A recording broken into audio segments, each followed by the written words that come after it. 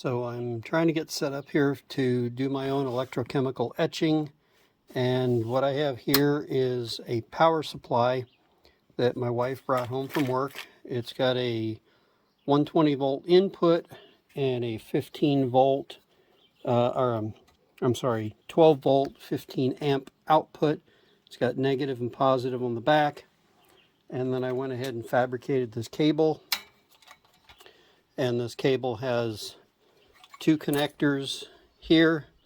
I'm indicating the white as the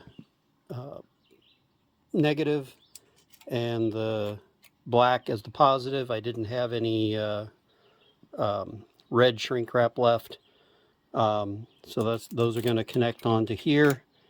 And actually, when you etch, it goes in reverse. So your negative is the part that actually connects to your work. So I've got an alligator clip here that's going to connect to the work, which will be the positive. So I did have red for that. And then this end here is bare because I'm going to be making my tool for actually doing the etching. And I'm using some 1 inch round, 3/4 inch round micarta and 1 inch round brass stock that I'm going to turn down in the lathe. And then this wire will connect to the end of that.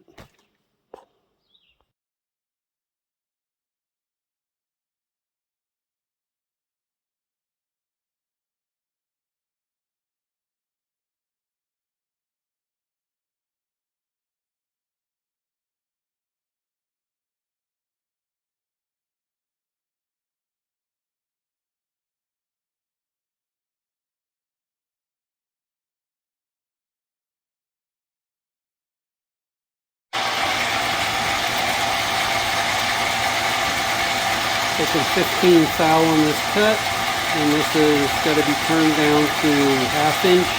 I'm actually taking it down to 490 thou so that it will fit inside of the piece of tube right here with room for epoxy.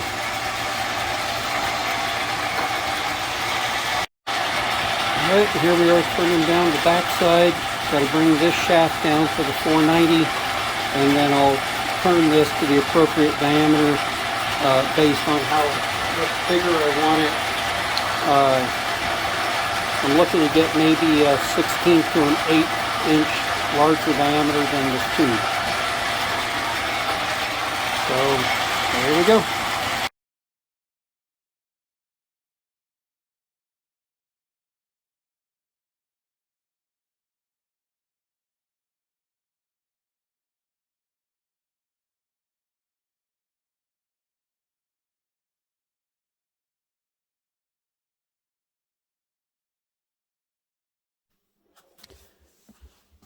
Okay, I'm going to be trying to do a test etch on this Sawzall blade here.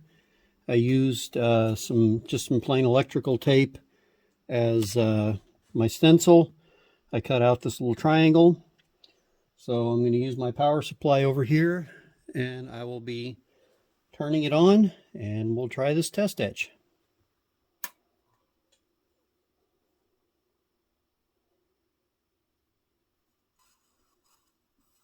I can hear it sizzling.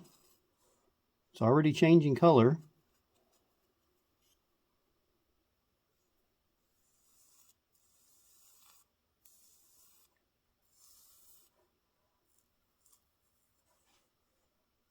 You can see the dark color showing up there.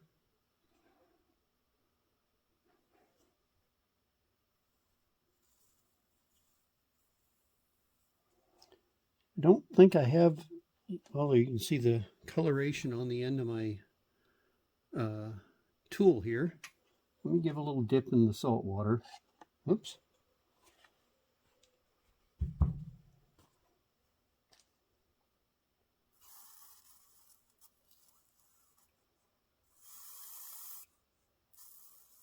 Oh yeah, that darkened really quick, so I'm going to say I didn't have enough salt water on my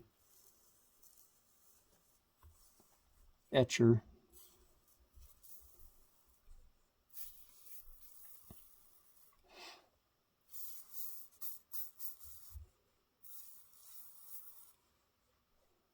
Now my tape is peeling up in the corner, so I shouldn't have overlapped the tape, but we'll see. It's just a test. More to see if it's actually etching than the quality of my stencil. Before I use it on knives, I'm going to order an actual stencils.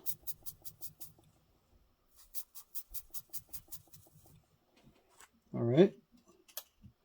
That was what, maybe about 45 seconds to a minute of etching, and you can see it really darkened the end of the cotton on my tool, and it really darkened the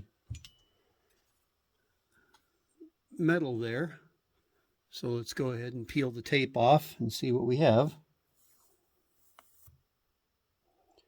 You'll notice another etch spot here I did the other day, but I didn't get it filmed right, so it was all out of this one I did the other day, which actually did etch well, but it was out of camera range when I tested it, or out of frame, I'm sorry. So let's give this a quick clean, and we'll see how we did. Well, other than this little spot down here where it came out, where the tape I had overlapped, it etched well. I'm impressed. So I think my etching tool was a success, and now we can get busy and start etching some knives. I actually just got some back from the heat treater. So I've got this this stainless steel one, just came back from heat treating. So we'll be that'll be one that's going to get etched. And then I got this nice big buoy that just came back. That's also going to get etched. Of course, after the final grinds and bevels and stuff are put in. But all right, I'm going to call that a success.